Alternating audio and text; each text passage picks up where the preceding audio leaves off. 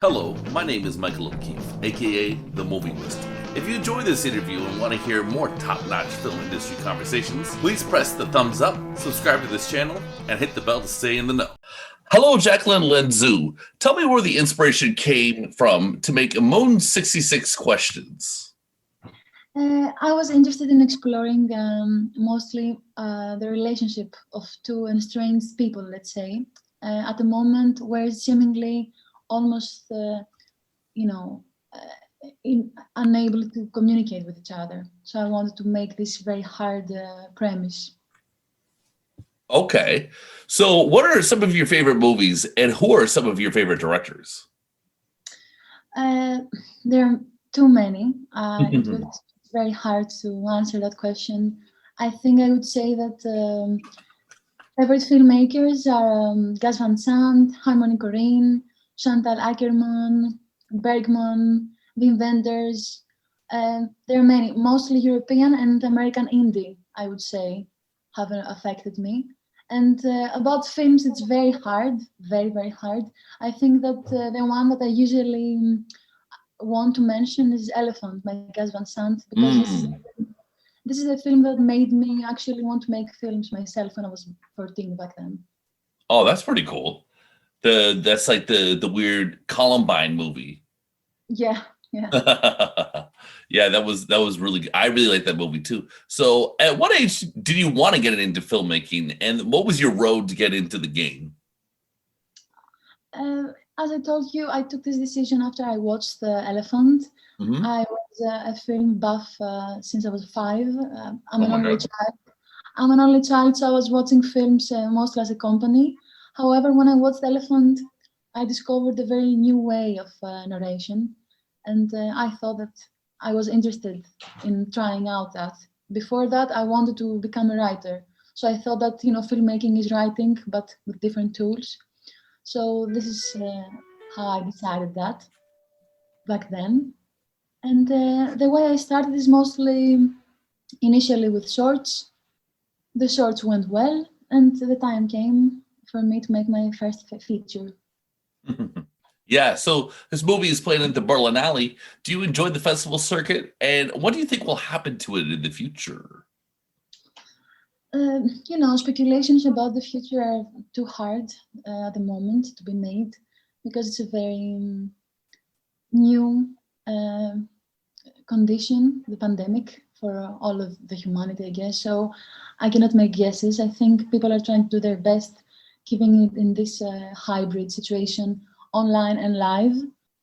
This is, I think, the best they can do. So I think festival is doing their best, Berlinale, actually. I think it will be the first live event that will happen in June, if it happens.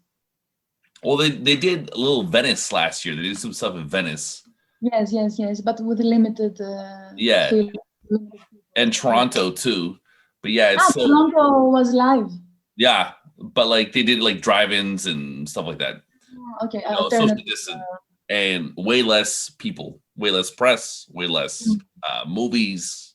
Yeah, it will be much more exclusive. Yeah, not like a lot of red carpets and that sort of stuff. What film festivals did you go to before coronavirus? Excuse me, what did? Which festivals did you go to before coronavirus?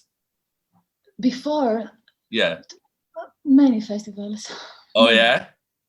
Nice. What were some of your favorites? I think Cannes was my favorite because we won, so it was a very nice moment. That would be nice. Yes, it was a nice momentum 2 years ago, 3 years. Fantastic.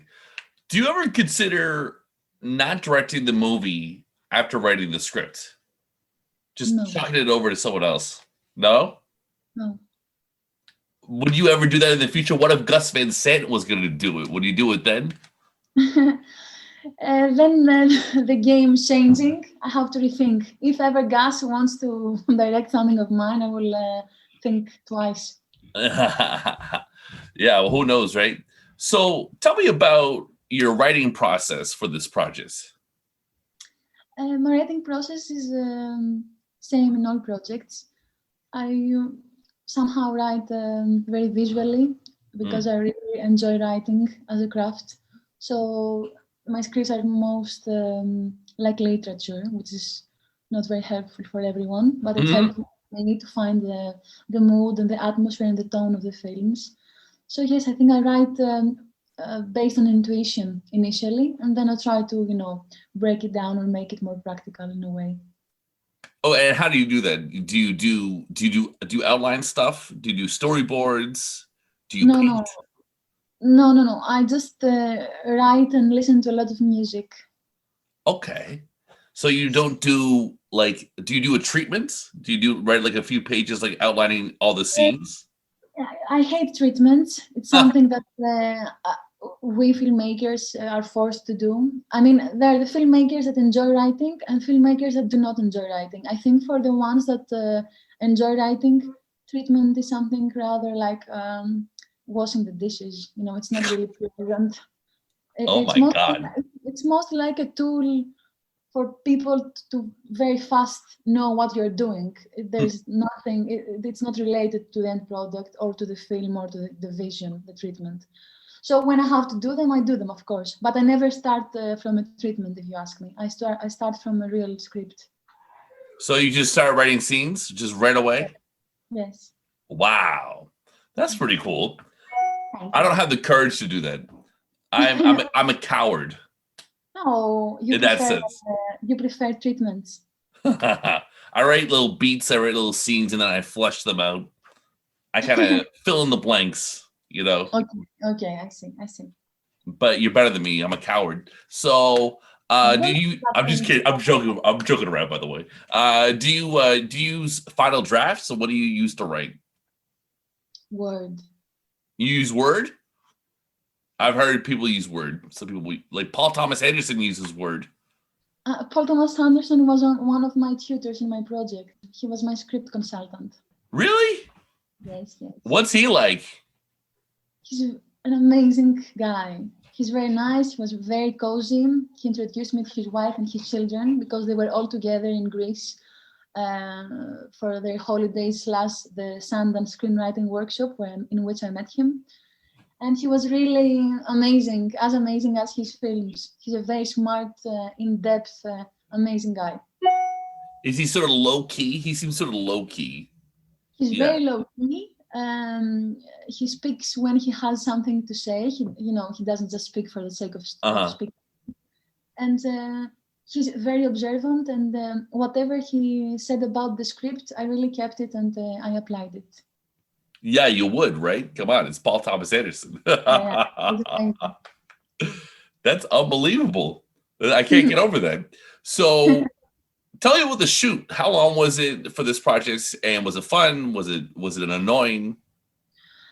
Look, shooting in Greece, it's in general a very hard thing to do because of the circumstances under which we have to work.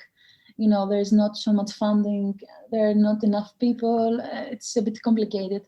The shoot in itself took place the end of summer 2019, so it's 2 years ago. And I always have fun when I'm shooting. I really enjoy being on set. I think it's my natural environment. So even with difficulties, I always have fun, and I want everyone participating to have fun as well. So what do you prefer, though, writing or on-set stuff? Both. You like both? Okay. Yes. Okay. And what about editing? Do you like post-production?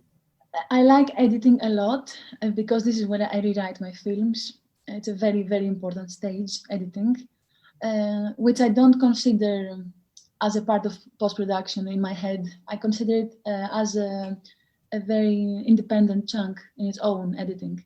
Post-production happened due to the pandemic. It was supposed to happen in France due to the co-production. However, it happened eventually in Greece. And it was very different than we all expected, It's very weird to work with a mask. It's very weird to work a particular time. It's a totally different, game. Yeah, geez. So tell me about your crew.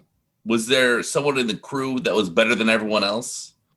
Look, I always, in my shorts and in this feature, I work with the same people. So they're my friends. So I could not say better or worse because they're all my friends. I'm really glad that they work with me, and we are like a family. You hire your friends. Were they your friends before, or are they now your friends because of film production? No, they are my friends since we all started making films. So we grew up together into filmmaking in a way. Are you currently writing a new screenplay? I'm writing 2. You're writing 2? Yes, one cheap and one expensive. And oh my God, that's amazing. Which one I can make sooner? Yes, no, it's how everyone is working in Greece more or less. Because if you really love your job and you want to be active, you have always to have a plan B. And differently, you may be making films one time every 5 years, which is not very nice. No. I mean, it's very hard working in Greece. Tell me about that. Why is it hard working in Greece? There's no infrastructure. Yeah. There's no really film industry. But the worst is that our government, does not really appreciate culture that much. So when the government does not acknowledge the importance of culture, not only cinema, in general, of the arts, this has as a consequence not enough money to go there, and money goes somewhere else. So the industry will never really happen, And we fight and we go and we try, but it's really hard. Well, next time you talk to one of these money men in Greece, you could tell them, hey, we sort of invented civilization. Don't you think you should invest in culture? You Philistine? No, don't say that. I'm just kidding. How do you like juggle 2 projects though? Is it like one day I'm working on this, then tomorrow I'm going to work on this? I work on these 2 ideas at the same time until one of them becomes stronger in my head and makes me dedicate myself to it. At the moment, there are 2. Unbelievable. I work at the same time. Okay. Would you make the move to Los Angeles? Would you do that? Los Angeles, no. New York, yes. What's wrong with LA? I've never been to LA, but I've been to New York and I loved it. I had the best time of my life. This was a very nice festival. New directors, new films. It's the last festival I traveled to, and this was my favorite one. In the MoMA, Okay. Oh, MoMA. You went to the MoMA, Museum of Modern Art? Yes. They have a film festival called New Directors, New Films. Oh, and cool. They present very nice stuff. So when we screened there with my short 2 years ago, it was amazing. So this is why I'm saying New York, because I really like the city. New York is an incredible city, and so is Los Angeles. And, you get the nice climate in California, too. You're from the Mediterranean. I think you would really like it. I have to go. I have to go. Let's COVID reside, and then I can travel everywhere. Absolutely. You got to be in Santa Monica. You got to go to Culver City. You got to go to Hollywood. You got to go to all the great old movie theaters. Mm-hmm. The culture there. It's like just movies are coming out of the pores in Los Angeles. Yes. Jacqueline, thank you for your time. Before I let you go, tell me what you have planned for the rest of the year.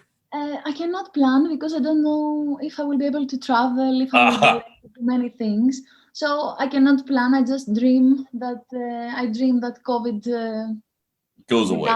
Yes, this is my dream and my wish for the future. Okay. Well, thank you very much for your time. Thank you.